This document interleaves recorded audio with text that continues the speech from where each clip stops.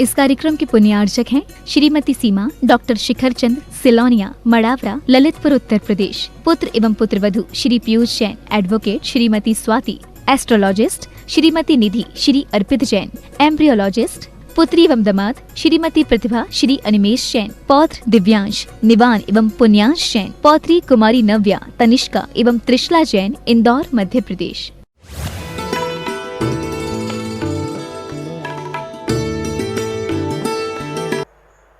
क्यों ऐसा भी कर रहे, खाए नहीं क्या?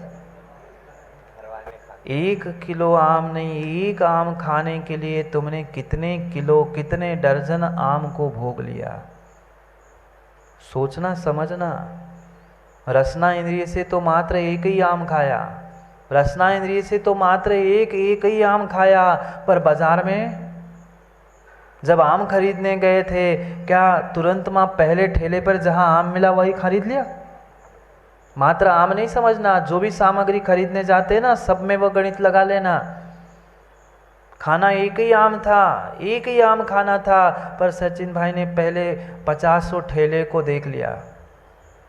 पहले कोई भी सब्जी भी खरीदने जाते हो माँ, तो पहले यही बाजार में तो एक चक्कर लगाते, कहाँ सस्ती मिल रही है और कहाँ महंगी मिल रही है, कहाँ कैसी मिल रही है। कम से कम एक चक्कर तो लगती है। कानों में आवाज़ आ रही है, 200 रुपये किलो, 500 रुपये किलो, 100 रुपये किलो। कौन सा विषय माँ, कौन सा विषय? रसना इंद्रिय का विषय था। हम तो सोच रहे थे हमने तो 1 आम खा लिया, मात्र रसना को भोगा। भूल मत करना पंडित जी, 1 रसना नहीं थी, 5 इंद्रियों का और साथ में मन का भी भोग लिया। जो पूरे बाजार में घूम के आए ना, पूरे बाजार में कहाँ पे कैसा आम मिल रहा है, कहाँ पे कैसे किलो मिल रहा है, तुमने कानों का भी भोग लिया। विषय क्या सुन रहे थे सचिन भाई? 100 रुपये किलो, 200 रुपये किलो आम, 50 रुपये किलो आम। आम सुनते सुनते पूरे ठेलों में घूम के आ गए, पूरा बाजार पहली बार घूम लिया, मात्र कर्णेंद्रिय के विषय भोग लिया। दूसरी बार सोचो और 1 आध बार देख लूँ, कोई 1 आध छूट गया हो। दूसरी बार देखने के लिए गए, वह आंखों से देखा, कहाँ कच्चा है, कहाँ पीला है, कहाँ हरा है, कहाँ कैसा है। दूसरी बार चक्कर लगाई तो माँ आँखों से भोगा, आँखों के विषयों को भोग लिया। हाँ, वहाँ अच्छा पीला मिलता है। अब तीसरे चक्कर में कहाँ पहुँचेंगे? वही गिने चुने 2-4 जो बचे थे, उसमें से छांटने के लिए पहुँचोगे। वहाँ जाके सीधे 1 किलो 1 डजन लेके आओगे? नहीं, वहाँ जाके भी पहले देखेंगे कौन सा पिलपिला है, कौन सा पका है, कौन सा अच्छा है, कौन सा कैसा है। वह तीसरी चक्कर में तुमने स्पर्शनेंद्रिय का विषय भोग लिया। भूल मत कर लेना, 1 लड्डू, 1 आम, 1 रसना का विषय भोगते भोगते 5 इंद्रियों के विषय भोग रहे हो। ये इतनी जल्दी हुआ कि हमने सोचा ही नहीं कि हम 5 इंद्रियों को भोग रहे हैं। हाथों से देख लिया कितना पिलपिला, कितना अच्छा, कितना मधुर, कितना कैसा है, उससे भी चैन नहीं पड़ी सचिन को। पहुंचा पुनः नाक के पास, हाँ,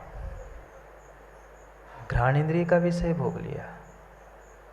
खाने कितने आम थे, खाने कितने डजन, कितने किलो आम थे मुकेश भाई? मुश्किल से 1 आम बहुत हो गया, 2 आम बहुत हो गया, तीसरा आम खा लिया।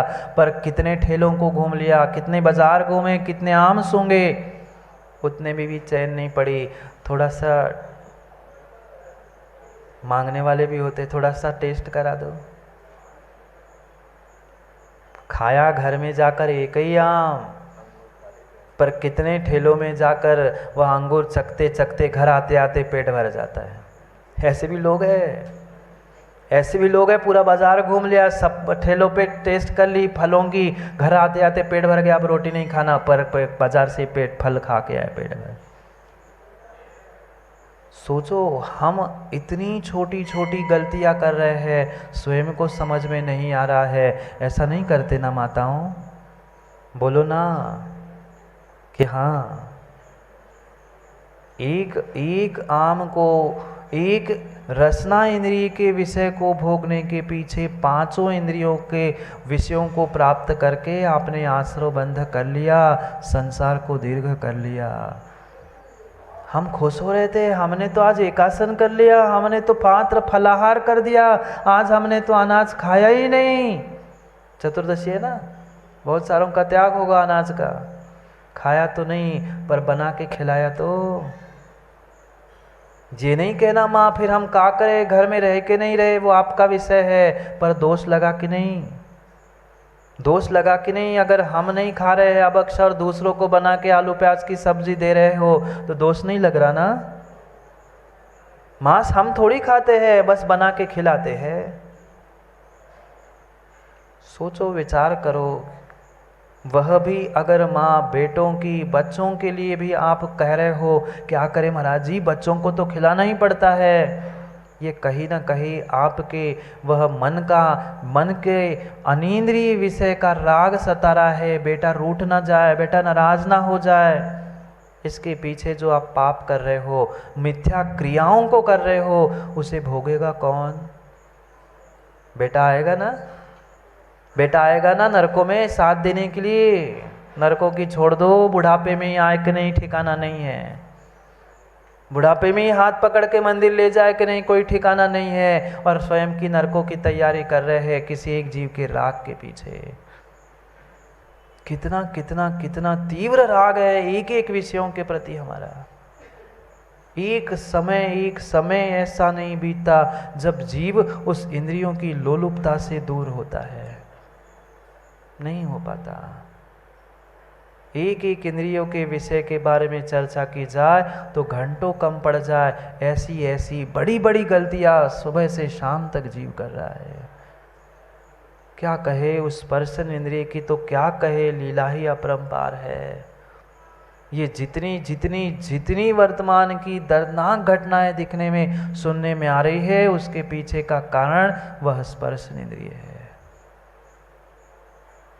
चाहे वह दुनिया भर से या अखबारों में, टीवी, मोबाइल आदि में जो कुछ भी सूचनाएं देखने सुनने मिल रही है, उसके पीछे का कारण ये इंद्रिय का विषय है। क्यों भीख मांगनी पड़ी? माँ पिता का घर क्यों छोड़ना पड़ा? क्यों दूसरों के घर जाकर माता पिता को किसी का हाथ मांगना पड़ा? मात्र एक इंद्रिय के विषय के पीछे। बाकी तो पिता के घर में रोटी तो थी, कपड़े थे, सब कुछ व्यवस्था थी, पर मात्र एक इंद्रिय के विषय के पीछे जीवन भर की गुलामी प्राप्त की। नहीं है ना गुलामी?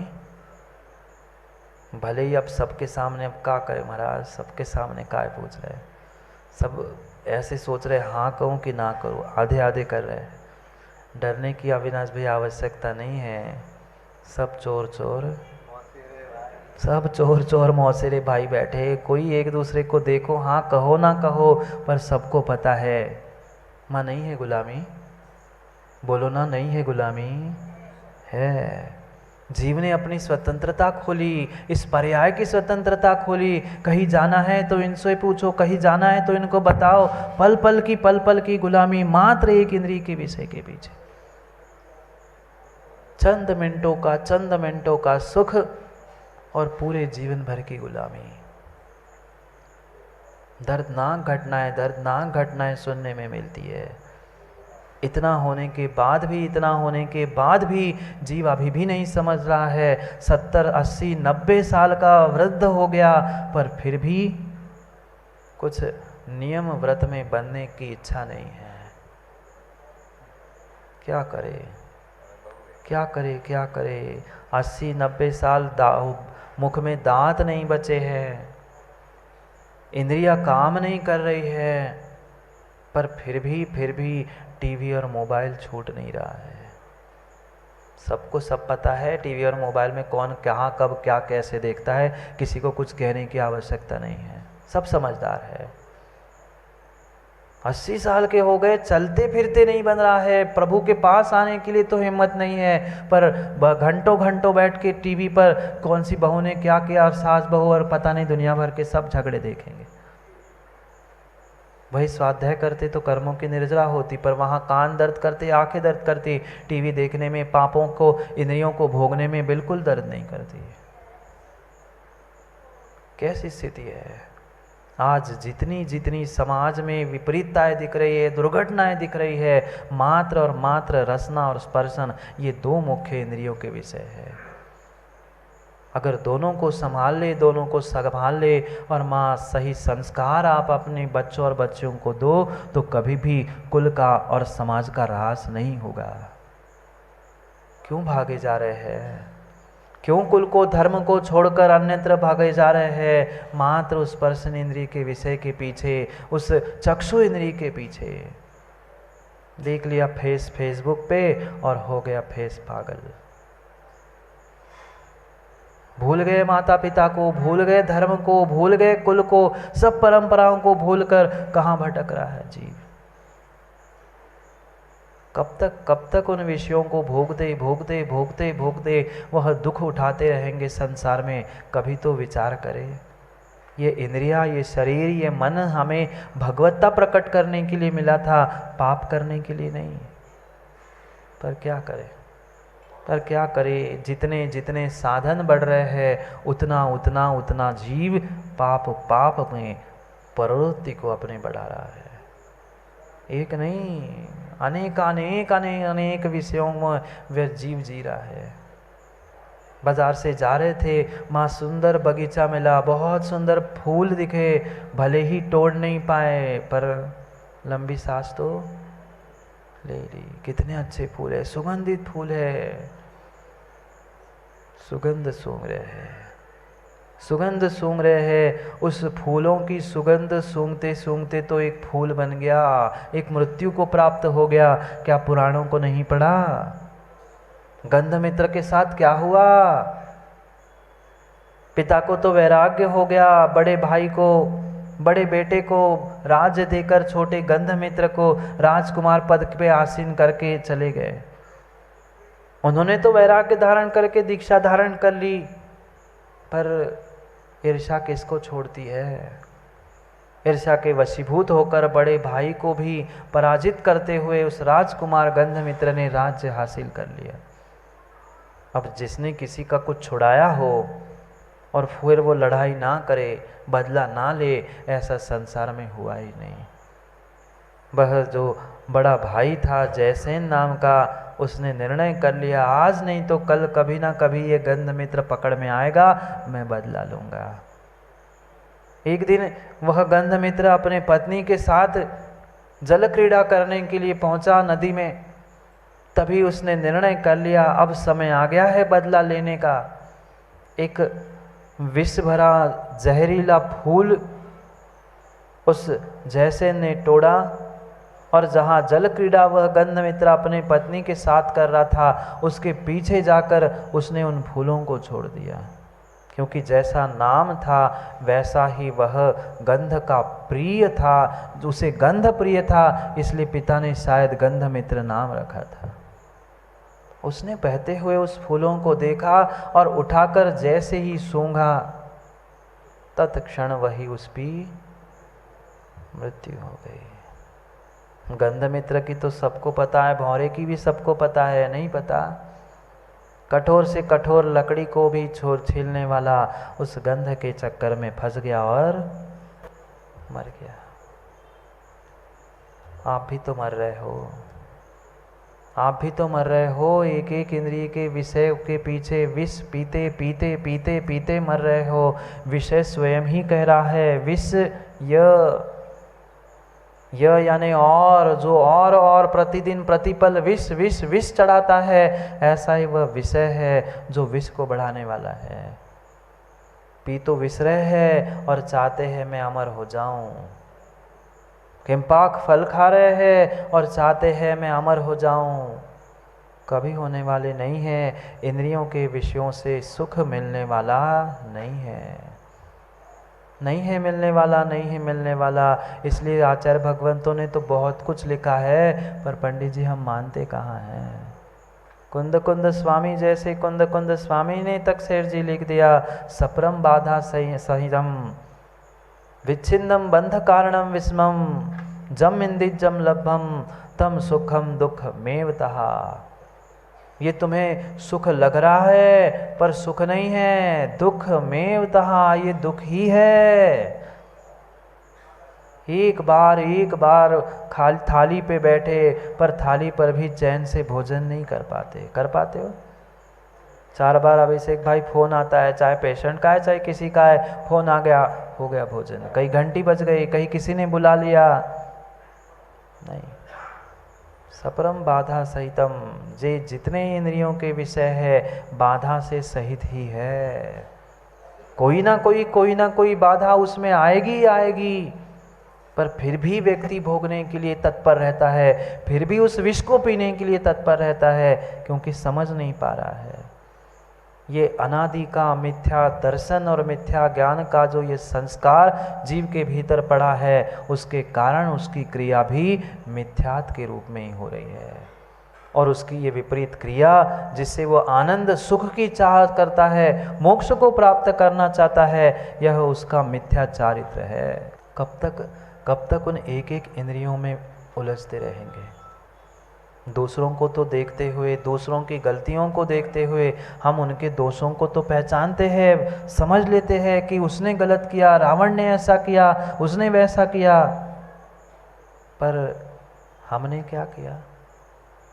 रावण ने तो एक ही का रूप देखा था और वर्तमान के रावणों ने कितनों का रूप देखा, कितनों को परखा, कितनों को देखा, कितनों को झांका, कितनों के भीतर झांका, हम आज तक पहचान नहीं पाए।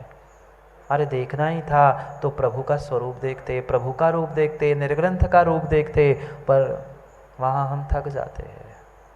न हम आज तक अपना स्वरूप देख पाए, न प्रभु का रूप देख पाए। देखा तो मात्र इंद्रियों के विषयों को प्राप्त करने के लिए ही एक दूसरे का गोरा काला रूप देखने में तत्पर रहे। ये पांचों इंद्रियां और पांचों इंद्रियों के विषय ही हमें विष के समान हैं। कभी संगीत सुनना है, कभी गीत सुनना है, क्या चल रही है परिणति। अगर माँ वह जिनवाणी भी सुनने के लिए, मात्र सुनने के लिए आ रहे हैं, तो विश्वास मानना अभी आप मात्र श्रोत इंद्रिय का आनंद ले रहे हैं। स्वाध्याय भी कर रहे हैं पंडित जी, घंटों बैठकर मात्र पंक्तियां दोहरा रहे, पन्ने पलट रहे हैं, कानों को सुन रहे, बहुत अच्छा प्रवचन, क्या आनंददायक है, कितना सुंदर प्रवचन, कितने अच्छा वक्ता। अभी तुमने कानों का मात्र भोग भोगा है, वह मात्र चक्षु का विषय भोगा है। आपने स्वाध्याय नहीं किया, आपने जिनवाणी नहीं सुनी। जिनवाणी सुनने का, स्वाध्याय करने का तात्पर्य यह था कि आपने जो सुना है, आपने जो पढ़ा है, वो क्रिया में भी तो आए।